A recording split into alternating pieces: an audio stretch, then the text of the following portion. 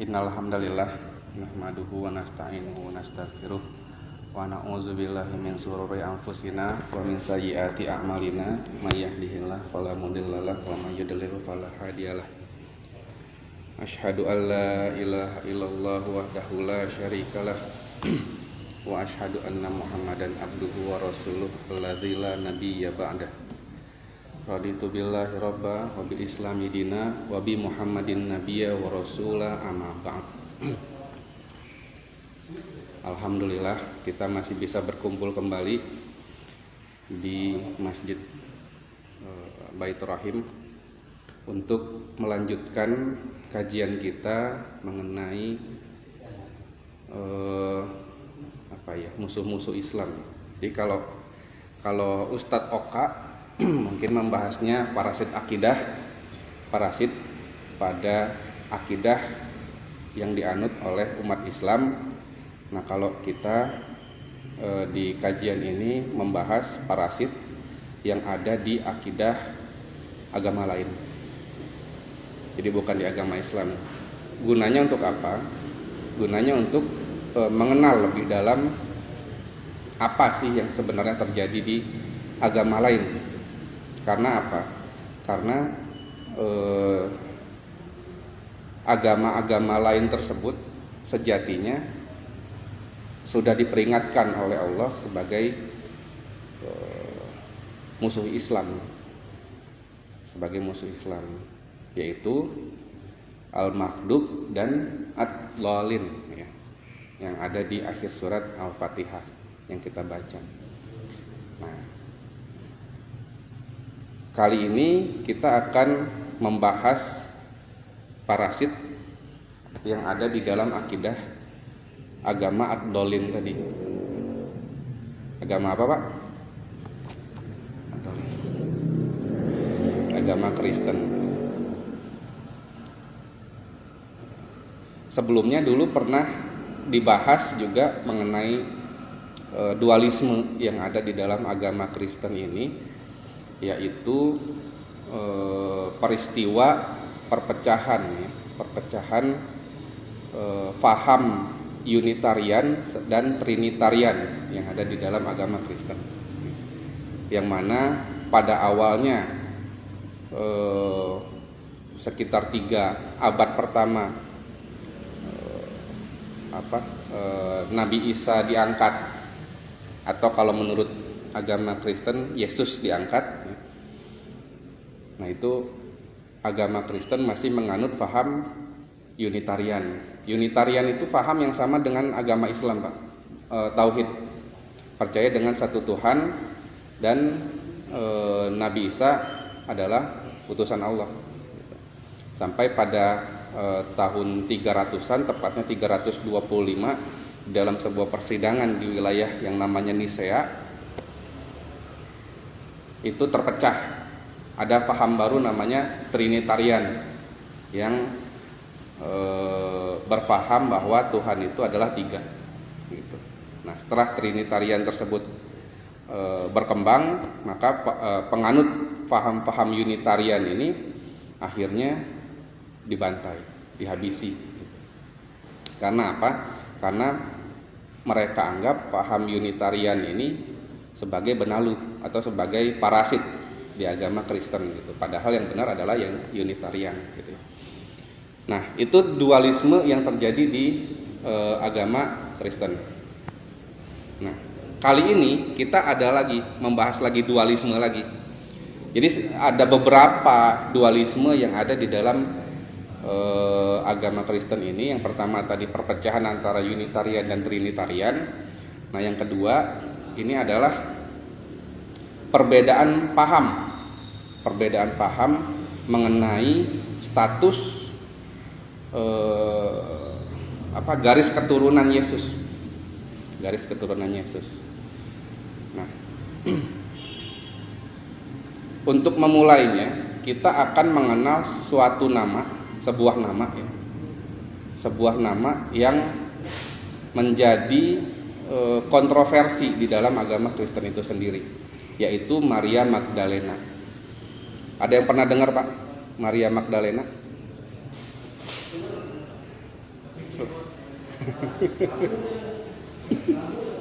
Lagu. Kenapa Maria Mercedes? Maria Belina boleh. Maria Magdalena Pak? Maria Magdalena ini dicap. Jadi Kristen ini ternyata ada dua, yaitu Kristen Vatikan Roma dan Kristen Ortodoks Romawi Timur. Ortodoks itu di wilayah ya Eropa Timur lah. Eropa Barat. Jadi gereja Vatikan Roma di Eropa Timur, gereja Ortodoks ada di Eropa Barat. Nah, oleh gereja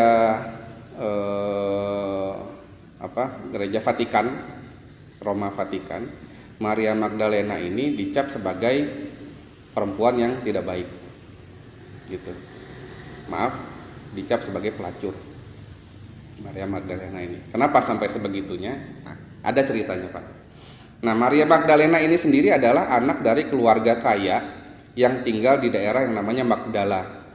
Magdala itu Galilea. Galilea itu di sekitaran danau Yufrat, ya, yang sekarang sudah mulai mengering itu.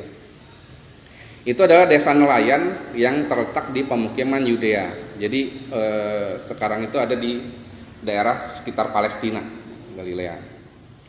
Nah, pada masa tersebut penduduk Yudea itu menderita akibat tindakan sewenang-wenang pemerintahan Romawi. Pejabat kerajaan Romawi menetapkan tarif pajak yang sangat tinggi dan tak segan menghukum warga Yudea lewat tindak kekerasan bila mereka dinilai melanggar aturan.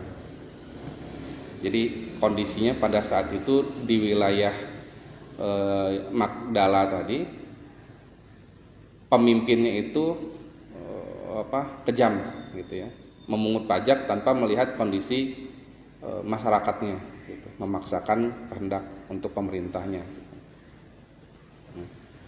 Nah, setiap hari orang-orang di daerah Yudea itu berdoa, ya, berdoa di padang gurun dan berpuasa agar dapat bertemu seorang penyelamat yang mampu membebaskan umat dari penindasan orang-orang Romawi tadi. Nah, Maria Magdalena itu salah satunya. Namanya Maria sebenarnya. Magdalena itu nama daerahnya. Sampai suatu waktu Yesus datang ke daerah Magdala tadi, datang ke Yudea dan menyembuhkan orang-orang yang ada di situ. Kan Nabi Isa kan punya mukjizat untuk menyembuhkan penyakit, berbagai macam penyakit gitu. Nah, pada saat itu Maria Magdalena itu divonis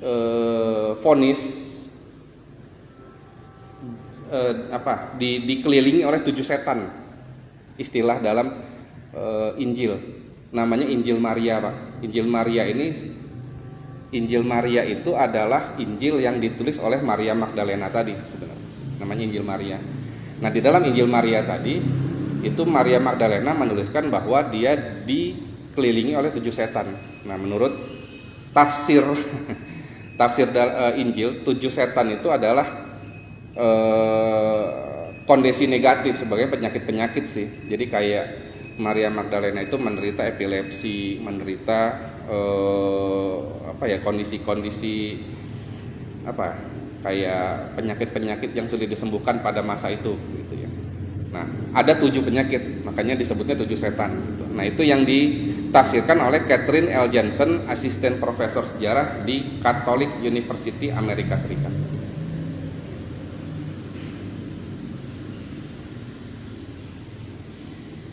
Nah, setelah disembuhkan oleh Nabi Isa tadi atau Yesus tadi, Maria Magdalena menjadi pengikut setia Yesus, dan bahkan dalam Injil Filipus, Maria Magdalena bahkan disebut sebagai pendamping Yesus, dan Yesus mencintainya lebih dari murid-murid yang lain. Nah, itu kuncinya, Pak ya. Sementara di dalam Injil Lukas, Maria Magdalena tercatat sebagai seorang perempuan pendosa. Nah, beda kan? Tadi di dalam Injil Filipus itu Maria Magdalena disebut sebagai pengikut Yesus yang paling setia, sementara di dalam Injil Lukas itu Injil yang dipakai oleh Gereja Vatikan. Gereja Vatikan jadi memakai 4 Injil ya. Lukas, jadi apa aja? Luk, terus ada 4. Jadi dari pertemuan Nisea itu ditetapkan 4 Injil itu sebagai dasar agama Kristen gitu. Nah, di dalam Injil Lukas itu Maria Magdalena itu sebagai seorang pendosa yang berlari dan bertekuk lutut di depan Yesus, mencium kakinya, memohon pengampunan dan membasuh air matanya yang menetes di kaki Yesus dengan rambut panjangnya. Nah, itu di dalam Injil Lukas. Nah, setelah disembuhkan tadi, Maria Magdalena mengikuti Yesus mengembara. Jadi kan Yesus mengembara atau Nabi Isa mengembara keliling dunia untuk menyembuhkan orang-orang yang sakit gitu. Menyampaikan kabar keselamatan dari kerajaan Allah, ia terus mendampinginya hingga Yesus meninggal. Nah, pada malam sebelum Yesus ditangkap, ini perbedaan antara Islam sama Kristen ya. Kalau Kristen kan Yesus ditangkap terus disalib gitu. Nah, pada malam sebelum Yesus disalib, menurut Injil ini, Maria Magdalena melakukan meditasi berdua dengan Yesus. Itu yang tertulis di dalam Injil Maria, yang ditulis oleh Maria Magdalena. Nah, selain itu, Maria Magdalena adalah orang pertama yang menyaksikan makam Yesus kosong. Dan jadi kan setelah disalib, terus Yesus meninggal, terus dikubur, 3 hari kemudian kuburannya kosong. Gitu kan ya, yang tertulis di dalam Injil Maria tadi. Nah, Maria Magdalena orang pertama yang menyaksikan makam Yesus kosong, dan tak lama kemudian ia berjumpa dengan Yesus yang berkata bahwa jasadnya tidak hilang, melainkan terangkat ke surga. Gitu. Itu yang tertulis di dalam Injil Maria. Lalu tertulis juga Yesus bersabda di dalam situ, jangan bergantung kepadaku, aku ada di pikiranmu. Kabarkan pada murid yang lain soal hal ini, kata Yesus kepada orang yang disebut paling memahami. Jadi Maria Magdalena itu adalah orang yang paling memahami Yesus ceritanya. Nah, sepeninggal Yesus, Maria Magdalena melakukan perjalanan ke Prancis. Karena apa? Karena dia mendengar Raja Prancis pada saat itu memiliki masalah, memiliki kondisi dia tidak punya anak, gitu. Belum memiliki anak. Nah, setelah didoakan oleh Maria Magdalena tadi, istrinya hamil, gitu. Makanya Raja Prancis itu percaya dan kemudian beriman kepada Maria Magdalena dan mengikuti ajaran Maria Magdalena pada saat itu. Makanya di Prancis ajaran Maria Magdalena ini berkembang pesat pada saat itu. Nah, kontroversi yang kemudian muncul adalah di dalam kitab Injil Maria yang ditemukan di Kairo pada tahun 1896. Nah, jadi kitab Injil Maria ini ditemukan di Kairo ya. Maria Magdalena itu mengandung buah keturunan Yesus. Gitu. Jadi di dalam Injil Maria itu Yesus itu berketurunan. Nah, ini inti kajian kita malam ini. Nah, garis keturunan tersebut itu dijaga oleh 9 orang. Penjaganya hanya 9 orang yang disebut sebagai biarawan Sion namanya. Biarawan Sion, 9 orang.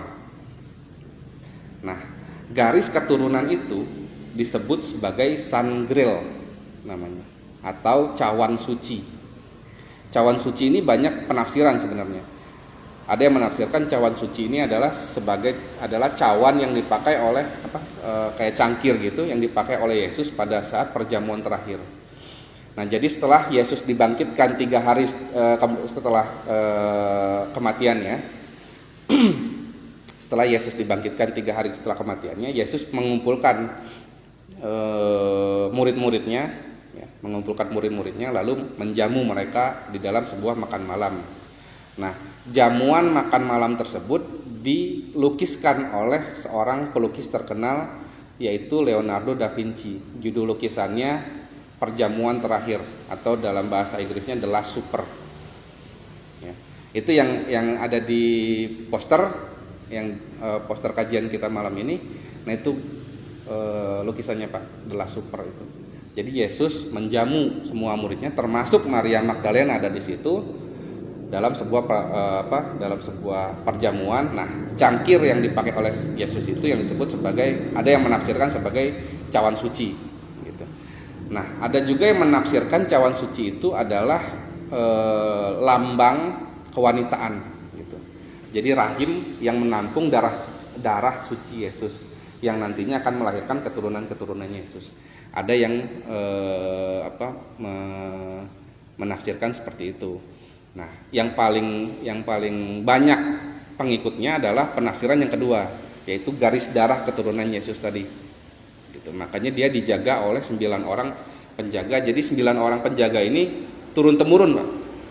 Turun temurun. Jadi misalnya salah satu penjaganya punya anak, nah diturunkan kepada anaknya ini.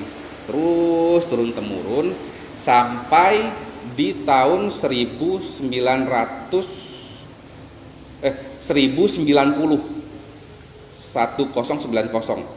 ya, 1090 ada seorang tokoh yang namanya Godefroy de Bouillon. Itu orang Prancis. Godefroy de Bouillon. Tahun 1090 ini adalah asal muasal atau cikal percikan perang salib sudah mulai tahun 1090 ini, Pak. Nah, Godefroy ini diyakini membawa sebuah rahasia besar yang diwariskan oleh jalur keturunan keluarganya. Jadi Godefroy ini salah satu biarawan Sion. Gitu. Nah, untuk menjaga kerahasiaannya, maka Godefroy membentuk sebuah organisasi yang paling tua. Jadi organisasi yang sebelumnya tadi belum dinamakan sebagai biarawan Sion. Di masa Godefroy inilah baru disebut penamaannya sebagai biarawan Sion. Nah, Godefroy ini mempunyai strategi, ya, strategi karena apa? Karena di dalam cerita yang diterimanya turun temurun tadi, dia diceritakan bahwa Sulaiman atau Nabi Sulaiman itu meninggalkan sebuah harta, meninggalkan harta, ya, meninggalkan harta yang tidak dapat dibayangkan dengan pikiran normal bagaimana luar biasanya gitu harta ini. Nah, pengikut Godefroy ini akhirnya menafsirkan bahwa itu maksudnya bukan harta seperti emas perak seperti itu, bukan itu, karena harta tersebut melebihi apa yang dibayangkan oleh orang-orang gitu. Nah, strateginya adalah Godefroy memasukkan 9 orang tadi ke dalam pasukan salib. Jadi mereka bergabung dengan pasukan salib untuk menyerang Yerusalem pada saat itu di perang salib. Perang salib kan menyerang Yerusalem, Pak. Untuk menyerang Yerusalem. Nah, perang salib yang tujuan perang salib yang dikenal orang-orang adalah untuk merebut kembali kuil Sulaiman yang sudah runtuh, ya. Nah, sementara biarawan Sion tadi tujuannya bukan merebut kuil Sulaiman, tetapi mereka akan menggali apa yang ada di bawah kuil Sulaiman tadi. Makanya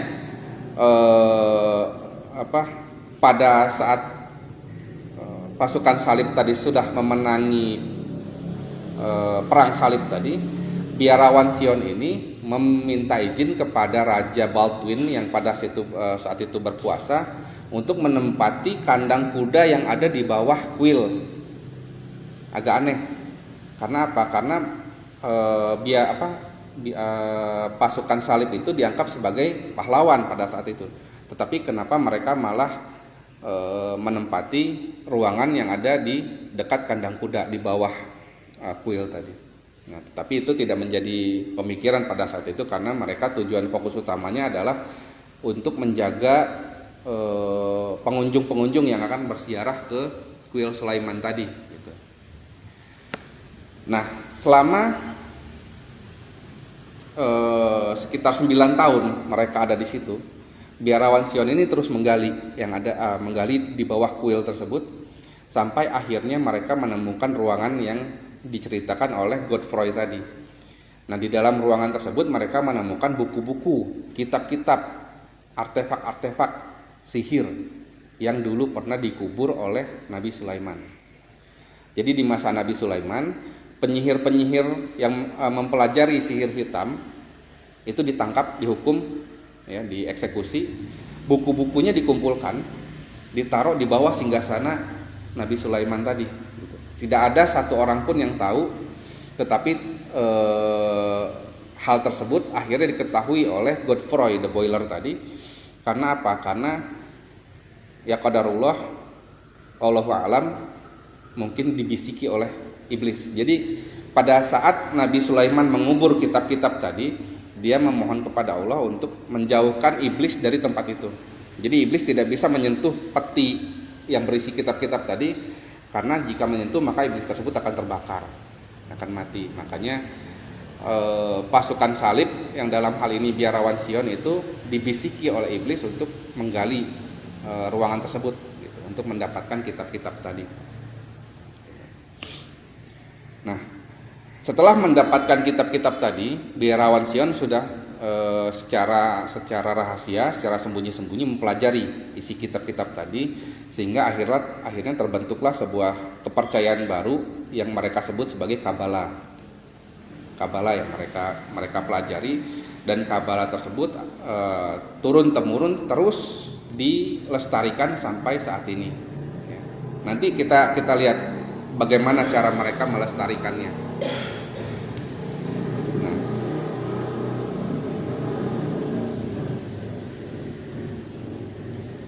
Nah, setelah mempelajari kitab-kitab tersebut, mereka kemudian kembali lagi ke Perancis. Balik lagi ke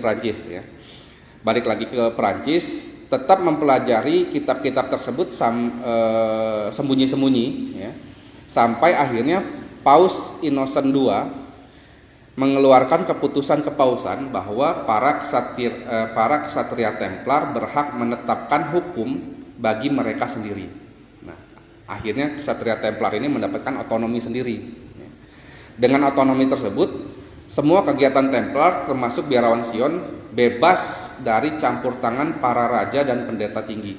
Artinya kitab-kitab yang sudah mereka pelajari tadi, dalam hal ini kepercayaan Kabbala tadi, bebas mereka sebarluaskan tanpa ada campur tangan dari raja dan pendeta.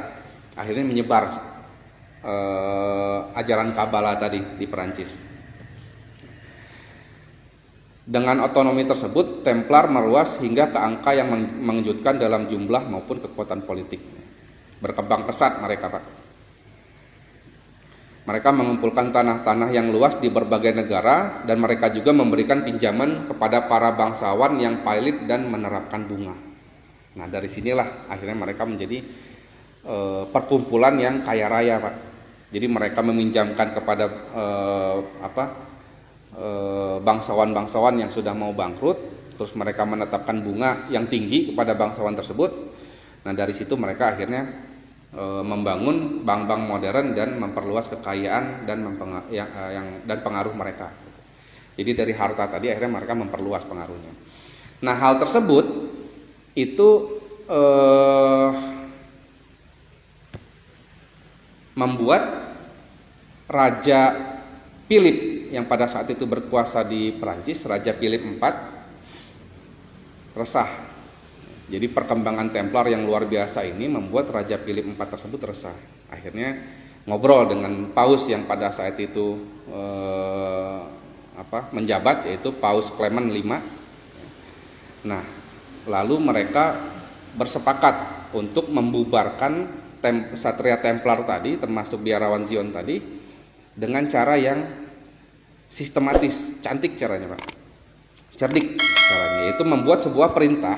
Jadi raja tadi Paus Clement itu membuat surat perintah yang dicap oleh raja yang harus dilaksanakan oleh pasukan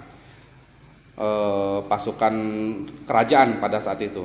Nah, surat itu baru boleh dibuka pada hari Jumat tanggal 13 Oktober tahun 1307. 13 Oktober, Jumat tanggal. Nah, Jumat tanggal 13 itu akhirnya sampai sekarang ditetapkan atau masih diperingati sebagai hari sial.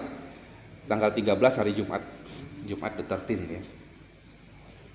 Sampai sekarang. Nah, pada tanggal 13 Oktober itu dokumen tersebut secara serentak dibuka oleh pasukan-pasukan raja. Ya. Nah, isinya akhirnya terungkap bahwa Paus Clement bermimpi dia didatangi Tuhan. Ya, Paus Clement didatangi Tuhan dan memperingatkan bahwa Templar berdosa besar karena memuja setan.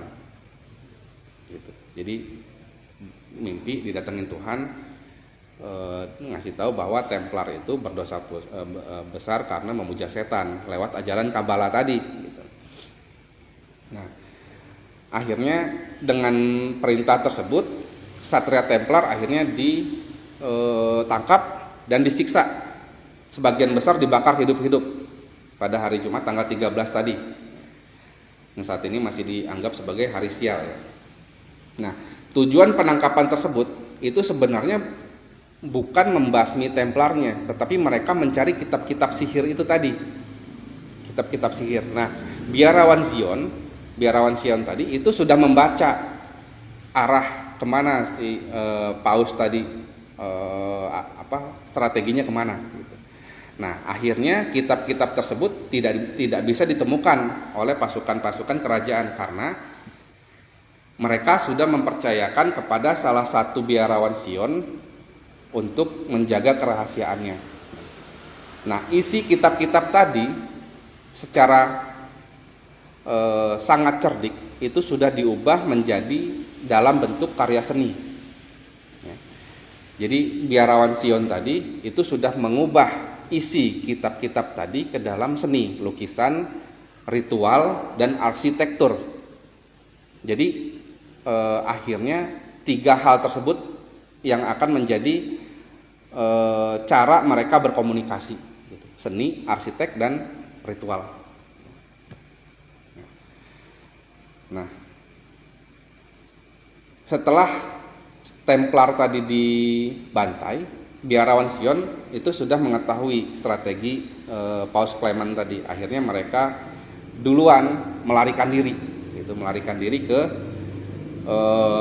Skotlandia, ya, dengan membawa serta Sangreal tadi atau keturunan Yesus tadi ke Skotlandia, ya, dan di situ menetap sebagai pengrajin batu. Itu awal mulanya, Pak.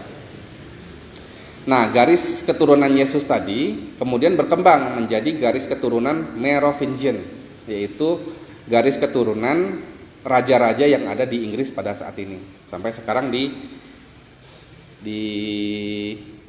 tahtanya diduduki oleh Ratu Elizabeth, ya.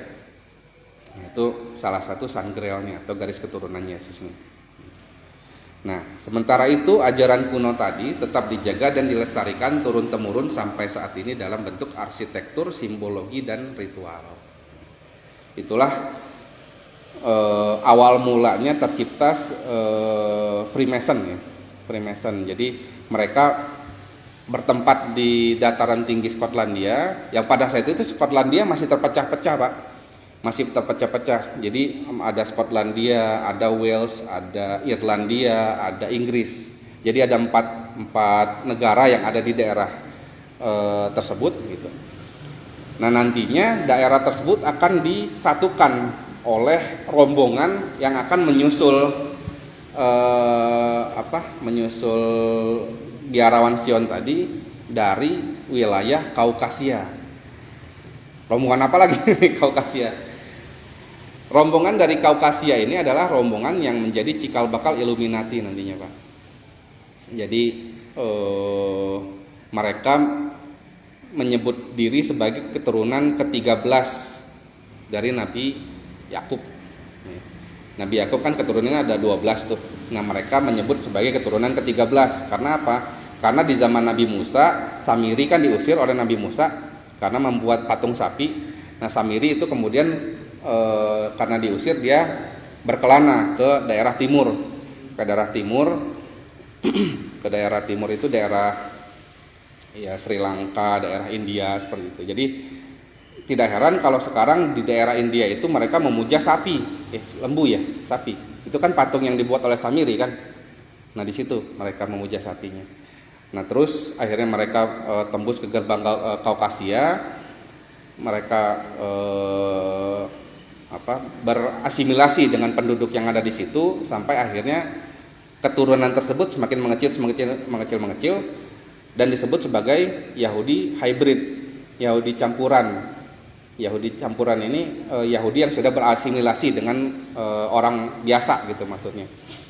Nah, Yahudi hybrid tadi akhirnya mereka berlayar ke dataran Inggris tadi, ke Skotlandia tadi, dan menukar identitas mereka sebagai keturunan Anglo-Saxon, karena Anglo-Saxon itu kan keturunannya dataran-dataran Inggris itu. Nah, mereka mengaku sebagai keturunan Anglo-Saxon. Akhirnya mereka sampai di situ bergabung dengan pengrajin batu tadi, dan akhirnya mereka menyatukan Inggris Raya di bawah kepemimpinan Raja Arthur pada saat itu, Pak. Jadi Raja Arthur itu bukan legenda, itu ada Raja Arthur itu. Nah, yang jadi masalah adalah penasehat Raja Arthur itu ya Merlin, penyihir ya. Penyihir. Itu yang disebut orang sebagai Dajjal pada masa itu ya, Merlin itu. Nah, Merlin ini matinya tidak tahu kemana gitu. Tiba-tiba hilang saja, tetapi dia meninggalkan satu bangunan di Inggris itu yang disebut sebagai Stonehenge. Tumpuk-tumpukan batu yang ada di padang rumput gitu. Nah, itu peninggalan Merlin. Di bawahnya itu ada sumber air yang nanti di akhir zaman ada hadis Nabi bahwa Yajuj dan Majuj akan keluar dari dataran tinggi dan mereka akan mencari sumber-sumber air gitu. Nah, itu salah satu sumber air yang ada di daratan Inggris tadi, Stonehenge tadi. Stonehenge itu batunya diambil dari Irlandia, dibawa ke Inggris, batu-batu besar seperti itu. Sampai saat ini tidak ada yang mengetahui siapa yang membawa batu-batu itu, apakah dipanggul, apakah apa. Tapi mereka percaya bahwa Merlin yang membawa dengan kekuatannya, ditaruh di situ. Nah, jadi sampai di wilayah Inggris dan Raja Arthur menyatukan seluruh Inggris pada saat itu menjadi satu kesatuan sampai saat ini, Pak.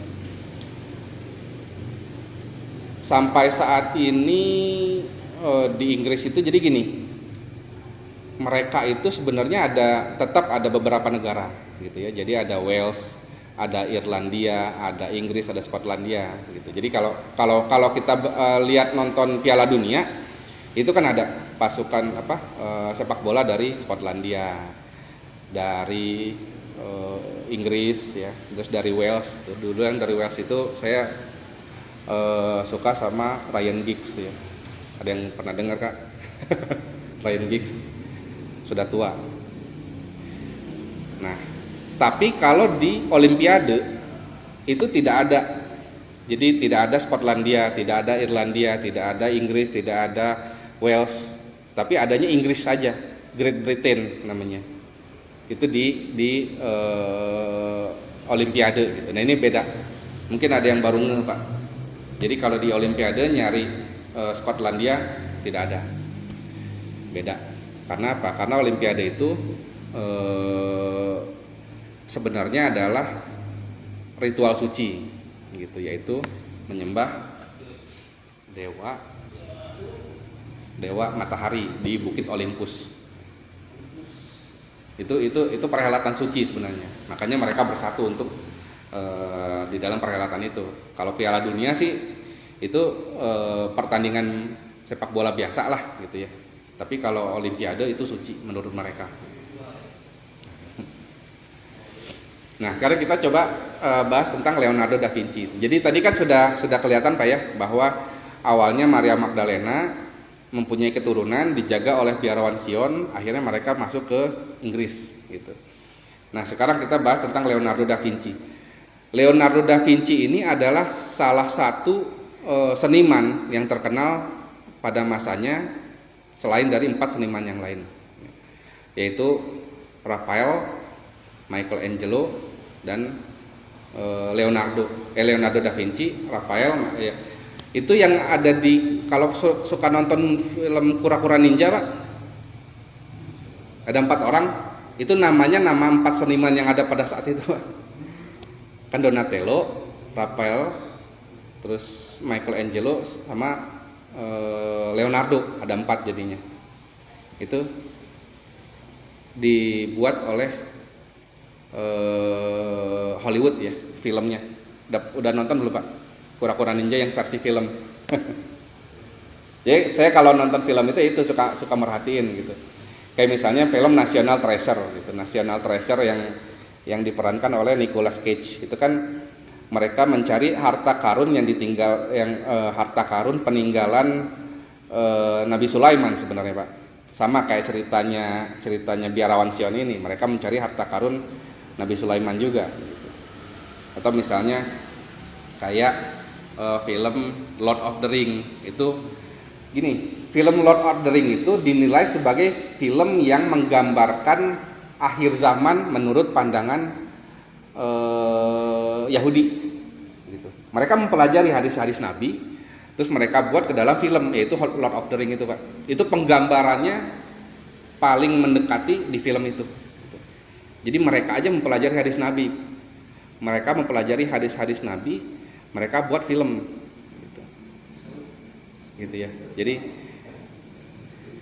kadang saya mikir gini Pak, di Indonesia, di tempat kita lah gitu, perayaan Isra Mi'raj itu hanya menceritakan perjalanan Nabi dari Mekah ke Madinah, lalu Mi'raj naik ke Sidratul Muntaha.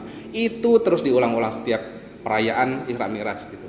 Sementara orang-orang di luar Islam, Yahudi terutama, mereka mempelajari. Jadi mereka mempelajari hadis Nabi tersebut, bagaimana caranya Nabi Muhammad dari Mekah ke Madinah itu hanya 1 malam, terus dari Madinah naik ke Sidratul Muntaha, terus balik lagi besok paginya sudah sampai ke Mekah lagi gitu. Itu mereka pelajari Pak, sampai akhirnya mereka buat pesawat ulang-alik, mereka buat pelajari tentang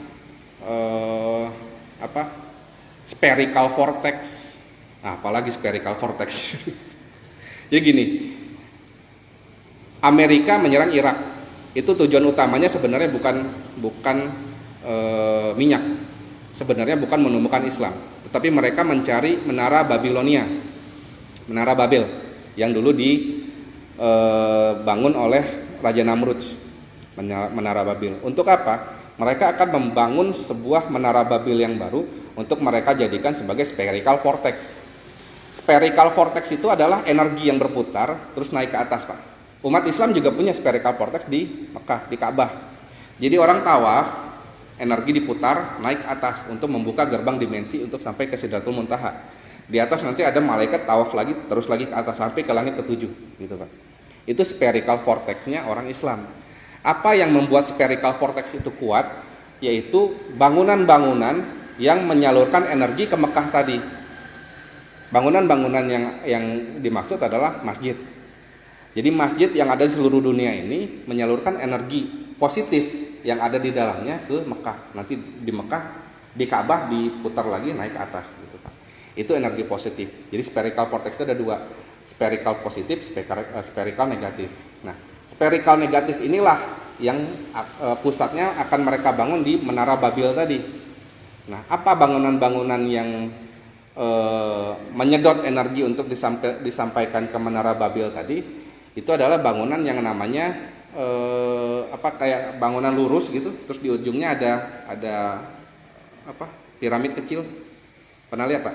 Kayak di gedung putih ya. Di depannya kan ada monumen gitu. Di ujungnya ada ini piramid kecil gitu. Nah, itu yang menarik energi positif, energi negatif disalurkan melalui ke tiang tadi, lalu dipusatkan di spherical vortex tadi gitu. Nah, energi negatifnya dari mana? Energi negatifnya itu dari umat-umat, ya sebenarnya umat-umat Islam juga Pak. Jadi yang hobi dugem, hobi nonton konser gitu kan, energinya negatif tuh terkumpul di tugu tadi, lalu disalurkan ke spherical vortex yang ada di Babilonia tadi gitu. Makanya kalau misalnya kita lebih dalam lagi, contohnya saja kita ambil hukum hudud ya. hukum hudud itu yang paling keras menentang hukum hudud itu justru orang non muslim. Padahal kan hukum hudud itu tidak berlaku untuk orang non muslim, itu kan hukum Islam ya, hukum hudud itu. Tetapi kenapa mereka paling keras menentang hukum hudud itu? Karena mereka berpikiran begini, kalau hukum hudud itu diterapkan, ya, kalau misalnya maling potong tangan gitu ya, terus kalau misalnya zina dirajam sampai mati, kalau misalnya LGBT dilempar dari atas tebing kepala duluan gitu kan, ini kan hukum Islam itu sebenarnya. Tetapi kenapa yang paling keras menentangnya malah orang non muslim? Karena kalau hukum hudud itu diterapkan, semua orang akan menjadi baik. Kalau semua orang menjadi baik, siapa yang akan menyalurkan energi negatif tadi ke spherical cortex tadi? Gitu. Nah itu tujuan utama mereka, Pak. Jadi menyerang Irak itu sebenarnya kamuflase untuk merebut Irak dan membangun kembali spherical cortex tadi. Gitu. Ini jadi kemana-mana. Sudah pusing, Pak? Pusing. Leonardo da Vinci ini lahir di Vinci namanya. Ya, Leonardo da Vinci lahirnya di Vinci, Provinsi Firenze, Italia pada tanggal 15 April 1452. Itu di Perancis. Di Italia ya, tapi dia meninggalnya di Perancis. Tahun 1481 Leonardo bekerja untuk Raja Louis XII di Perancis dan pada saat bersamaan bekerja untuk Paus Leo X di Roma. Nah, tahun 1975 Perpustakaan Nasional di Paris menemukan sebuah perkamen yang mengidentifikasi sejumlah anggota biarawan Sion. Di dalamnya tertulislah nama Leonardo da Vinci. Leonardo da Vinci itu selain itu tertulis juga namanya Sir Isaac Newton, Botticelli, Victor Hugo, dan yaitu tadi Leonardo da Vinci tadi itu tertulis di dalam perkamen yang menyebutkan bahwa mereka adalah anggota biarawan Sion. Nah, pada kasus Turin's-Road, pernah dengar Pak kasus Turin's-Road? Di Italia, di kota Turin itu ditemukan yang mereka sebut sebagai kain kafannya Nabi Isa, kain kafannya Yesus. Nah, di kain kafan itu secara alami tercetak wajah Yesus, karena kayak kita fotokopi gitu Pak, fotokopi. Nah, di kain kafan itu tercetak wajah Yesus gitu. Nah, wajah Yesus itulah yang mereka pakai sebagai penggambaran Yesus pada saat ini gitu. Dari kasus Turin's-Road ini. Nah, yang menjadi kasus adalah biarawan Sion itu mengklaim telah memalsukan kain kafan Turin tadi. Jadi yang tercetak di kain kafan tadi bukan wajah Yesus, tetapi wajah Leonardo da Vinci sebenarnya Pak. Makanya penggambarannya mirip muka Leonardo da Vinci dengan muka Yesus yang ada saat ini, yang digambarkan saat ini.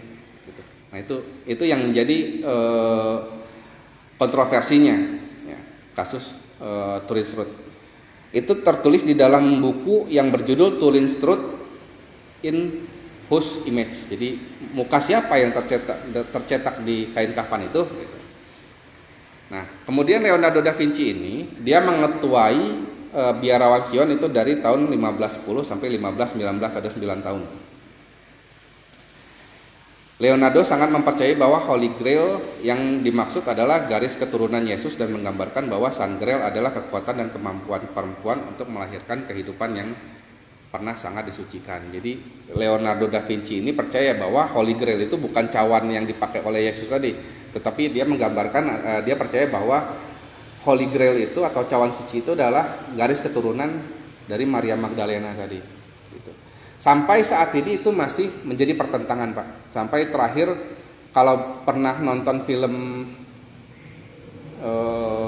Da Vinci Code, nah ini film lagi, film The Da Vinci Code, aktornya Tom Hanks, itu tahun 2013. Ya. Itu diambil dari novel yang ditulis oleh penulis yang namanya Dan Brown. Dan Brown ini menulis buku yaitu The Da Vinci Code, terus ada Angel and Demon, mungkin pernah nonton juga filmnya. Satu novel lagi yaitu The Lost Symbol. Nah, yang menjadi kontroversi dari novel ini adalah di halaman pertamanya Dan Brown ini menulis bahwa semua artefak yang diceritakan dalam novel, semua tokoh-tokoh, semua ritual-ritual dan tempat-tempat yang ada di dalam novel tersebut adalah nyata. Gitu. Termasuk dengan garis keturunan Yesus ini, dia menyebutnya nyata. Di dalam novel itu diperinci sebenarnya Pak, diperinci mulanya dari mana gitu, terus siapa saja pembawanya gitu, terus ritual-ritual mereka seperti apa, terus mereka berpindah dari mana ke mana, itu semuanya ditulis di dalam novel tersebut Pak. Makanya menjadi kontroversi dan ditentang habis-habisan oleh gereja Vatikan yang menolak pemahaman Maria Magdalena tadi gitu. Tetapi uniknya ditolak oleh gereja Vatikan, tetapi novel itu terjual laris menjadi bestseller paling laris seluruh dunia sampai saat ini. Novel itu, dan akhirnya dibuat menjadi film The Da Vinci Code itu gitu. Jadi pertentangan antara gereja Vatikan dan gereja Ortodoks tadi, jadi Kristen Katolik dan Kristen Protestan tadi berkembang terus sampai sekarang Pak, terus sampai sekarang dan tidak akan pernah selesai gitu. Mereka mempertentangkan, mereka mendebatkan, itu tidak akan selesai gitu. Nah jadi kebanyakan sih cerita-cerita mengenai yang kayak The Da Vinci, Kode Da Vinci ini diceritakan di film-film oleh Hollywood gitu. Jadi Hollywood itu sebenarnya adalah salah satu media untuk mencuci otak sebenarnya. Hollywood itu kan kayu suci Pak. Kayu suci itu penggambaran tongkatnya Merlin. Jadi Merlin kan megang tongkat. Nah, kayu suci itu di kalangan mereka itu bisa merubah pola pikir manusia. Jadi mempengaruhi manusia. Makanya mereka ciptakanlah Hollywood untuk mengubah pola pikir manusia lewat media-media yang mereka ciptakan gitu. Jadi masih masuk ke xenologi juga ya, masih masuk ke teori konspirasi juga sebenarnya, bahwa Hollywood itu membolak-balik pola pikir manusia itu dengan media, dengan framing media yang mereka sebarkan itu. Selain dari media yang saat ini berkembang, yaitu media informasi ya, berita-berita gitu. Nah, mereka sebarkan untuk meracuni pola pikir manusia, termasuk di Indonesia Pak. Jadi sudah mulai dibersih-bersihkan ya, media-media di Indonesia, salah satunya ILC yang bentar lagi tayang terakhir malam ini Pak ya. ILC malam ini tayang terakhir pengumuman gitu. Nah, jadi mungkin itu saja Pak yang bisa saya sampaikan. Insya Allah bermanfaat. Mohon maaf jika dalam penyampaiannya banyak kekurangan. Yang benar dari Allah, yang salah murni dari saya sendiri. Rabbana atina fid dunya hasanah wa fil akhirati hasanah wa qina azabannar. Assalamualaikum warahmatullahi wabarakatuh.